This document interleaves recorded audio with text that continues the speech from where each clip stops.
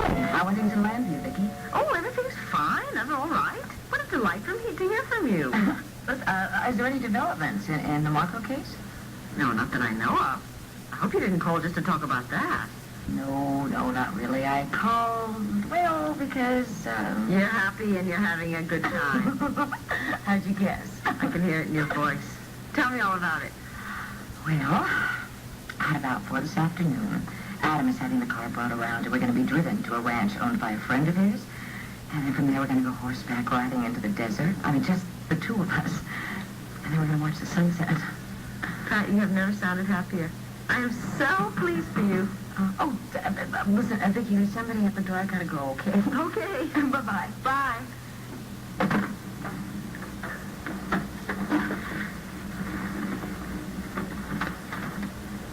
Good morning. Good morning, Pat. Come on in. Oh, thank you very much. Sit down. No, I can only stay for a moment. By the way, I noticed you out at the pool at 9 o'clock this morning. I didn't know you were such a sun worshiper. Well, actually, I have been up since the crack of dawn. Where's Adam? I'd like to talk to him about our plans for later on. Well, as a matter of fact, that's why I'm here. I'm afraid there's been a change of plans.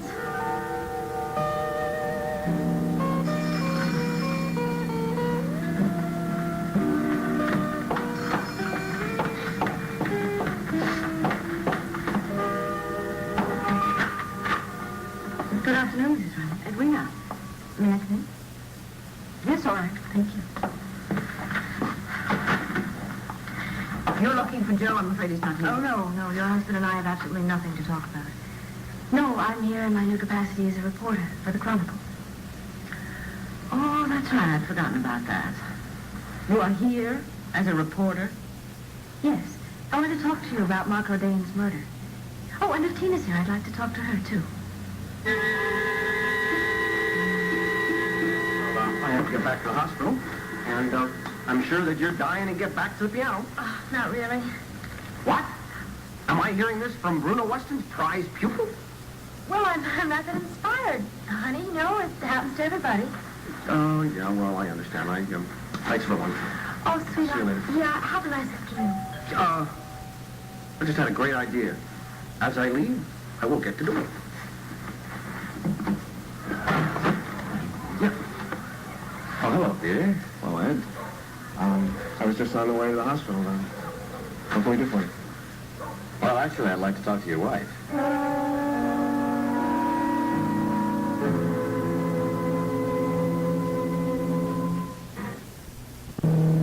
Well, Pat, we have to leave soon. Come in.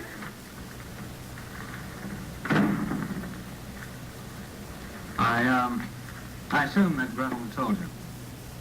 Yeah. Will you excuse me? I have some packing to do if we're going to leave within the hour, okay?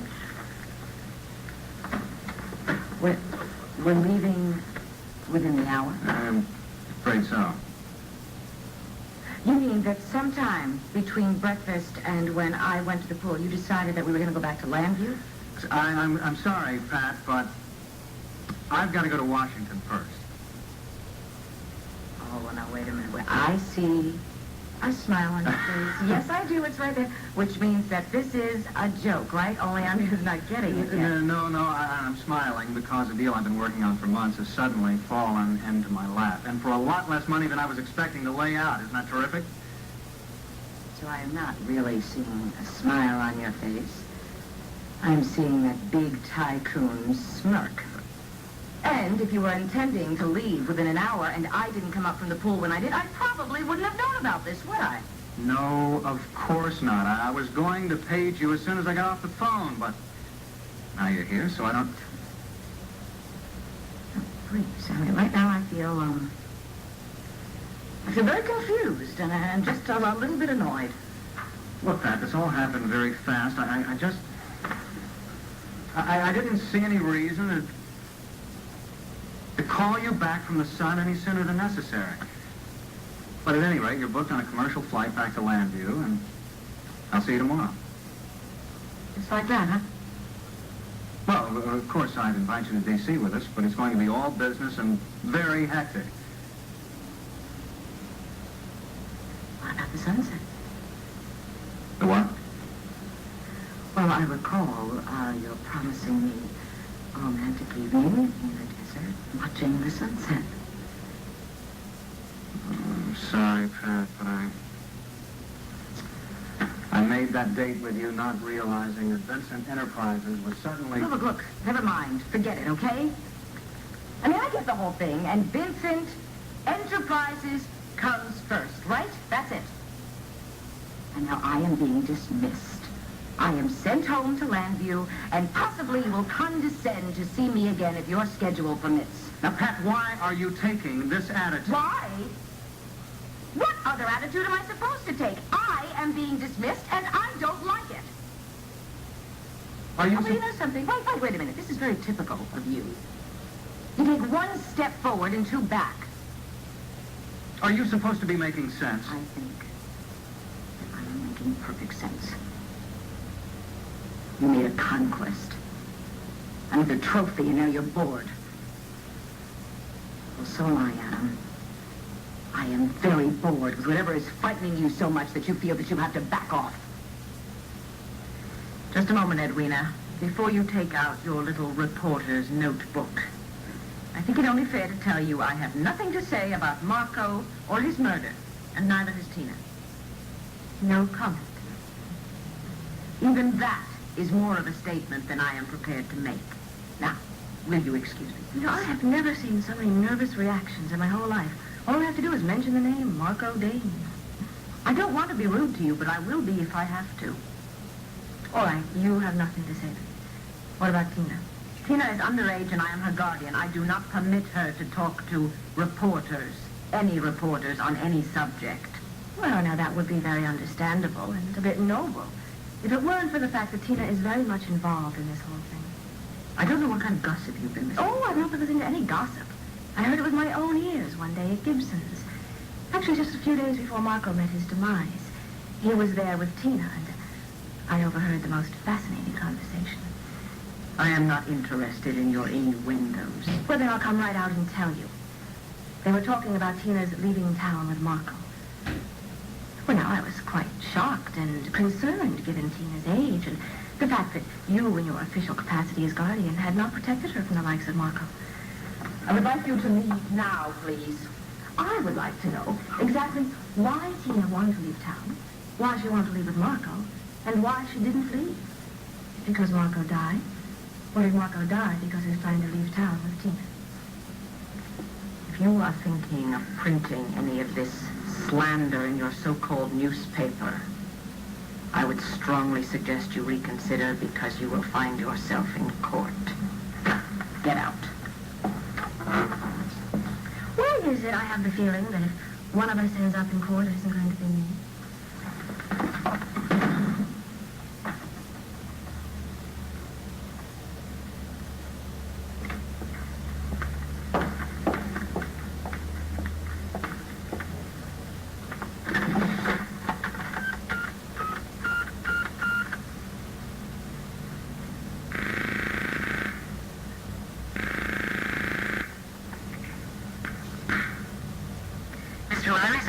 Joanne, it's Viki. May I please speak to my husband?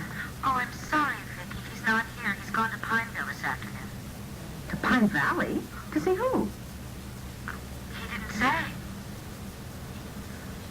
Well, all right, when he comes back, would you please ask him to call me right away? Sure. Thank you. Goodbye.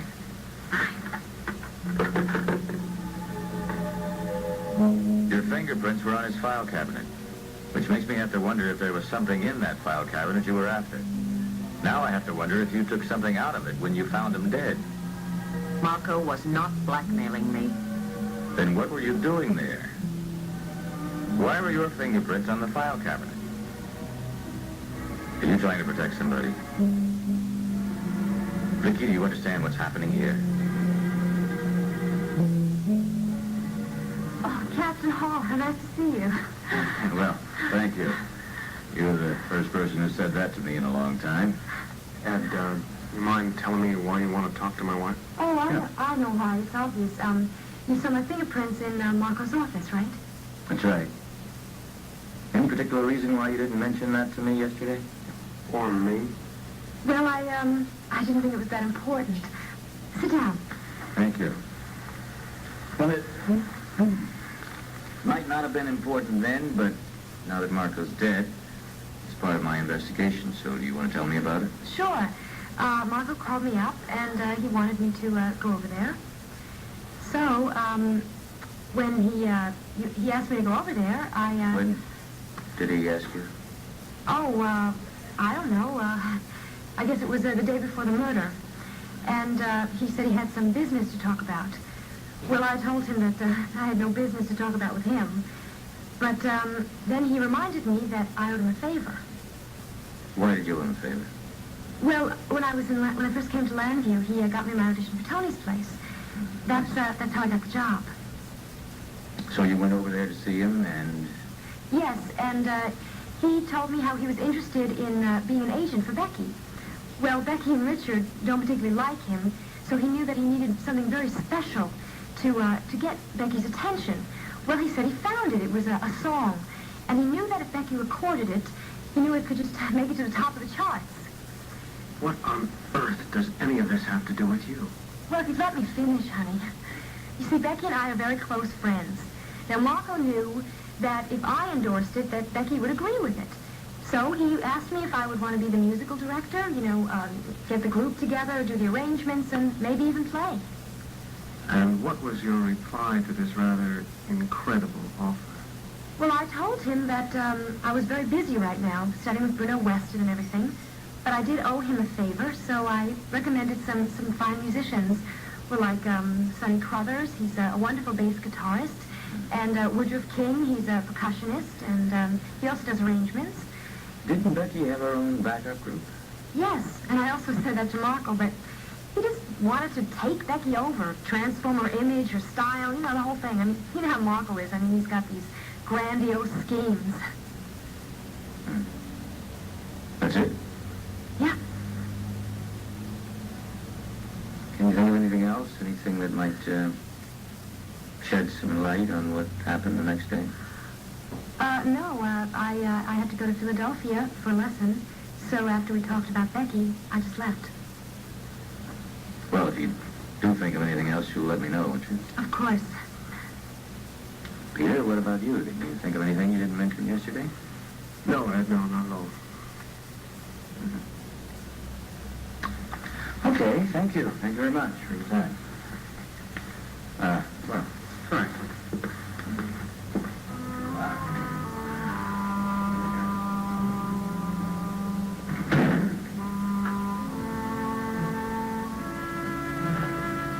What's the matter?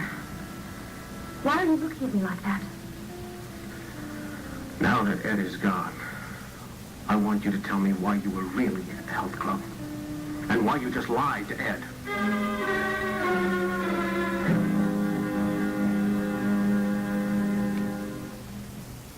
Office? I'll check with them later, all right? Thank you very much. Hey, Larry. Hey, Tony, you back already? Yeah, I want to stop in and see Sam again, unless, of course, she's down at the operating room. No, there's been a delay for about 10 minutes. Something with Dr. Emerson. Well, great, then I can see. Wait a minute. Whoa. Wanda's in there with her now. Okay, look, what I have to say is very important. Look, Tony, just a sec. I don't really want to get anything. It's not my business, but I want you to know that right now, Sam's attitude before this operation should be a very positive one. Look, Larry, what I have to say is very positive, and it's going to give her a great attitude. All right, well, why don't you at least wait till Wanda's done, all right? So I thought even though you didn't ask me to come and visit you, even though we were such good friends for so long, you're trying to make me feel guilty? Yes, I certainly am. So I just decided to come over on my own and see you.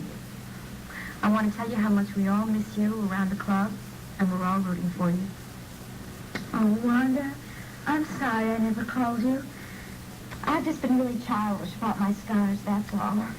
Even to my best friends. And you certainly tried to be one to me, even when I wouldn't listen to you. You mean about Tony?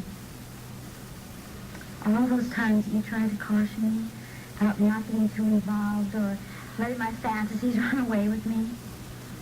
If I'd listened to you, none of this would have happened. Oh, who knows? Anyway, I guess most of us have to learn our own lessons. And besides, it's had to be such a hard one. Honey, how do you feel now? I mean, about Tony. I still love him. That hasn't changed. But he's around so often, Wanda. He's so attentive and thoughtful. There's no way I can get over him. But I am being realistic now, and not just a romantic jerk. I'm glad to hear that. I wish there was some type of guarantee about this operation. Well, look, I think it's very good news that Dr. Emerson thinks you might only have to have this one skin graft instead of a whole series of operations. Oh, sure, it's great news, if it's true. Well, but we don't know. Honey, we'll not know until it's over. We'll just have to wait and hope for the best. Hello, Wanda. Uh-huh. Look who's here. Hey, who's minding the store with both of you guys here? Wanda is, because she's going back to the restaurant right now. I am? In the past 3 days, Wanda, I just can't keep him away. Oh, I see. Okay, I will vacate the premises. Listen, honey, you keep your chin up. We're all thinking about you. Take care. Thank you, Wanda. Goodbye. I put it off instead of... Well, what now, Mr. Lord? Well, it's just a little thing that I decided that you should know before the operation. And I don't need an answer or anything like that. I just want you to think about it. Good. Something to think about besides what will I look like in 2 hours. That's right. And regardless how you do look, I mean, whether this is the first operation or hopefully the last, I want to marry you, Sam, because I love you very much.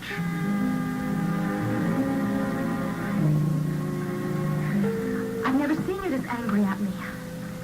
That's because I have never been this angry with you. Now, you've got some explaining to do, and you better start right now. Well? All right. If you want to know the truth, then I'll tell you. But it isn't pretty, and you're not going to like it a bit. I don't care whether I like it or not. I just want the truth. Fine, then I'll tell you. The reason that I was in Marco's office, and unfortunately my fingerprints were there, was because Marco told me that Dorian wants to resume their affair again.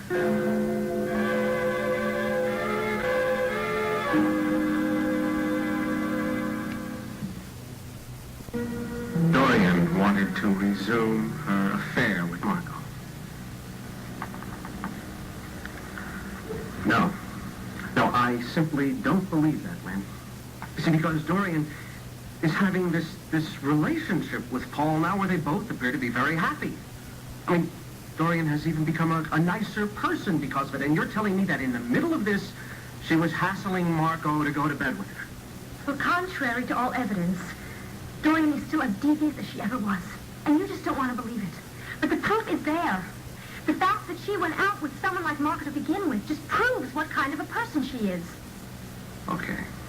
Okay, I am going to sit down and try to listen to this with some grain of objectivity and belief. Now, what else did Marco say? He said that Dorian was calling him in the middle of the night, that she was trying to seduce him, that he told her to knock it off, that he wasn't interested. Apparently, though, she didn't stop. She just kept calling. That's right. She started begging him. Well, I'm not going to go into that, but she became abusive. Well, what? Well, she threatened him. Threatened him. And that's why you didn't tell this particular story to the police. To protect your sister. Of course. I mean, maybe you didn't notice how snappy I was yesterday at Dorian. I mean, she kept wondering why I was so nervous. It was because I knew today that I had to lie to the police to protect her. Now, I'll tell you, no matter how much she tried to ruin my life, I'm not that kind of person. So, I mean, I told Ed that to protect Dorian. Otherwise, she would have been a major suspect. And that's when you came up with Becky and the musicians. Yes. I mean, they can't check up on me. I mean, Marco's dead, so... Darling, you understand, don't you? I mean, you understand why I had to wait to tell you? Why I had to lie to Ed to protect Dorian? I have nothing more to say to you, Adam. So why don't you just go take your plane to Washington as planned? You know, I am so angry with you right now. If I didn't care about you so much, I'd just let you storm out of here. Care about me? Oh, yeah, sure. I thought we both learned at the beginning of our relationship that it was a mistake to jump to conclusions and not to listen to each other. All right. Okay, do you have a reasonable explanation as to why I have again been dumped? Dumped? Oh, I see, because I made the mistake of doing that before. Every time something doesn't go your way, that's what you're going to assume. Isn't that exactly what you're doing? No, it's not. My decision to leave Vegas for Washington was based purely on business. It has no ulterior motives where you're concerned. Yes, I promised you a desert sunset. But that was before I realized that a merger could be completed this afternoon. It was a decision that had to be made quickly. There just wasn't time to page you at the pool and apologize and all that nonsense. Nonsense? Yes, nonsense. If you insist on pitting the setting sun against an important merger, the sun will set many times before something like this comes along again. And money always comes first with you, doesn't it? Pat, if you honestly believe that, I don't think our relationship would have come as far as it has. Now, being the best possible businessman is very important to me. You already know that. And this was a business consideration of vast importance, but it has nothing to do with my feelings for you. Or the setting sun, for that matter.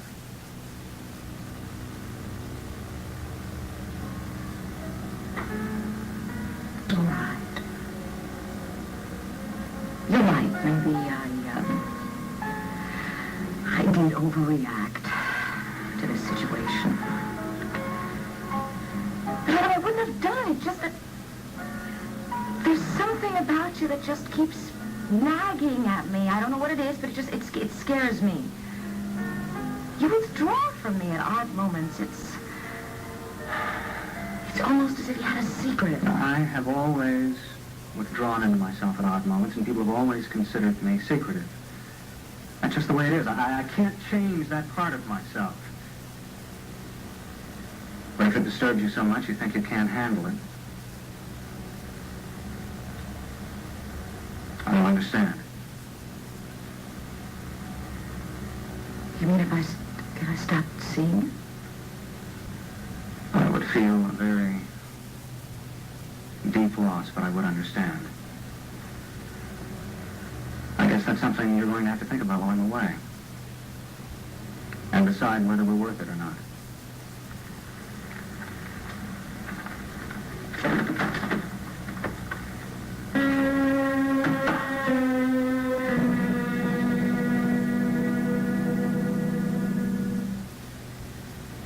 One Life to Live will continue in a moment.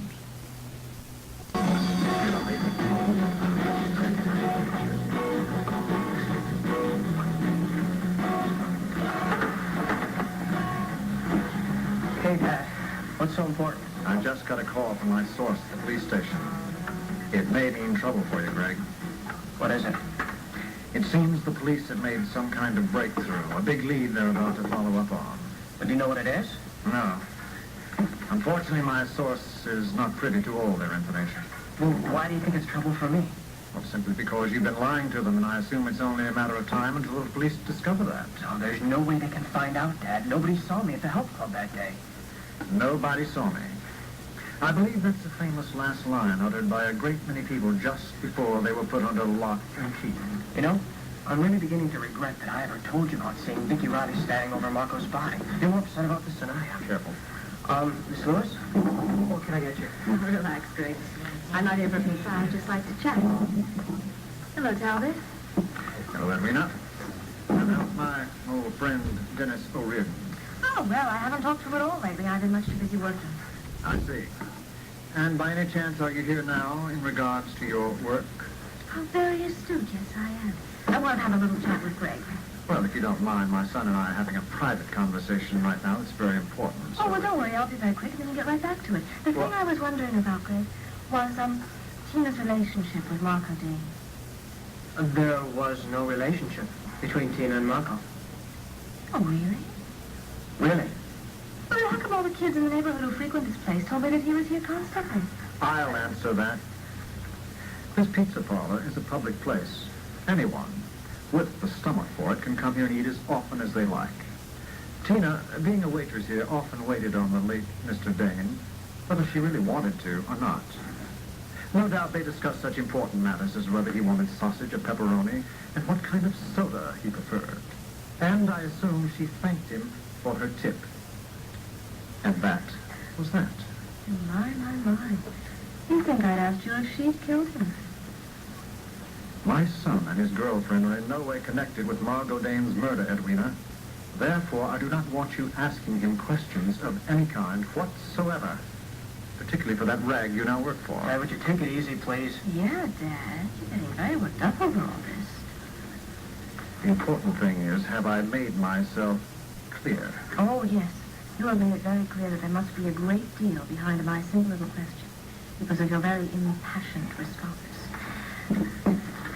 Have a good day.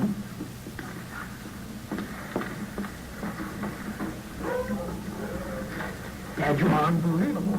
I could handle her better than that. You don't know that woman the way I do. She's ambitious and devious. And I'm quite sure she'll be back to tackle you when I'm not around. Well, it'll be cool, so don't worry about it. One thing I can't seem to get through that thick skull of yours is that nothing is going to be cool for you until you tell the police the truth about seeing Viki Riley the day Marco was shot. Oh, Larry, it's so good to see you outside of work. Yeah. Come in and sit down. Oh, yes. Well, I just think it's amazing how quickly the young people bounce back from physical injuries. One thing we doctors have going for us. Sure. How are you? Well, actually, I'm a little bit concerned. I tried to call Joe. Apparently, he's just headed off to Pine Valley with no explanation to anyone. And I wanted to tell him that firing Edwina Lewis has not necessarily removed her from our lives. Yes, I heard she's been running around playing investigative reporter for the Chronicle now. She came here. She wanted to investigate me and Tina. I threw her out. That's incredible. It's utterly incredible how this damn murder has followed up everyone's life. Sharon's practically a basket case. Peter came to the hospital today all shook up over it. I guess I'll be glad when the police solve this thing and we can get back to our normal lives. I'm afraid it's not going to be quite that simple. You realize that most of the suspects are people that we know? Yeah. It's that guns disappearing at Dorian's party makes practically everyone suspect. Anyway, why I'm here? You wanted some good news? Yes, please. Well, Samantha